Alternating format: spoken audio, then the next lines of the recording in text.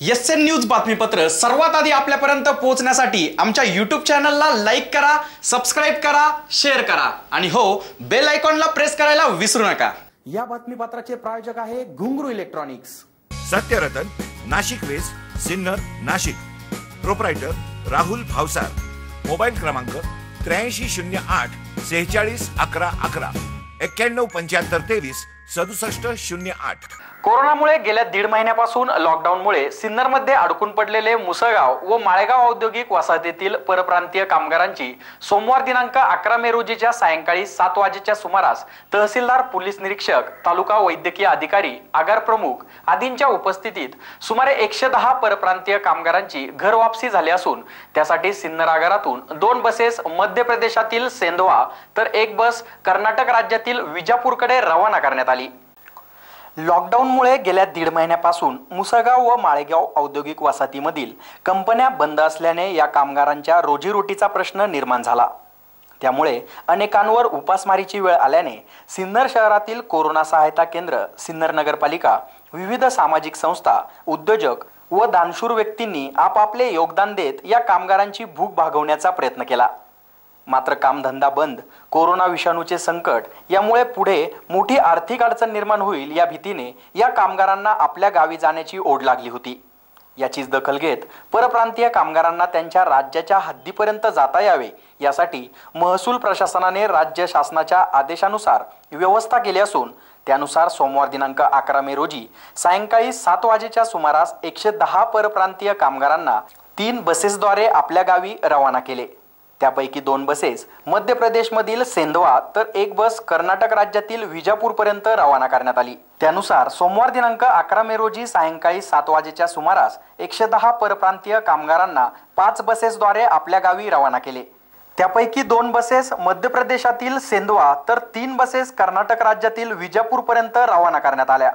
तत्पूर्वी सर्व प्रवाशांची आरोग्य विभागाच्या वतीने तपासणी करून तहसीलदार राहुल कोताडे, पोलीस निरीक्षक साहेबराव पाटील, आगार प्रमुख भूषण सूर्यवंशी, तालुका वैद्यकीय अधिकारी डॉक्टर मोहन बच्चाव आदींच्या उपस्थितीत या 5ही बसेस रवाना करण्यात आल्या। तर इतरही अडकलेल्या परप्रांतीयांसाठी टप्प्याटप्प्याने त्यांच्या गावी रवाना करण्यासाठी प्रयत्न करणार असल्याचे यावेळी सांगण्यात आले। एसएन न्यूज साठी अक्षय गायकवाड।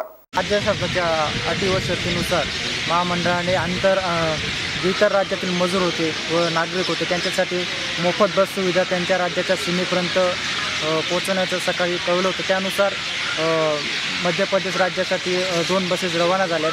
तसेच कर्नाटक राज्याच्या सीमेपर्यंत विजापूरच्या मजुरांसाठी राज्याच्या सीमेपर्यंत बसेस देण्याचं नियोजन आता आहे। त्याबाबत थर्मल स्क्रीनिंग झालेली आहे एमपीच्या प्रवाशांची। त्याचप्रमाणे कर्नाटकच्या प्रवाशांची थर्मल स्क्रीनिंग व त्याच्या परवानगी मान्य तहसीलदार साहेबांकडून घेतलेली आहे। त्या पद्धतीने त्या प्रवाशांनाही मोफत त्यांच्या राज्याच्या सीमेपर्यंत पोहोचवण्यासाठी महामंडळ तत्पर आहे आणि थोड्याच वेळात ते मार्गस्थ होतील। मी राहुल कोताडे, तहसीलदार सिन्नर।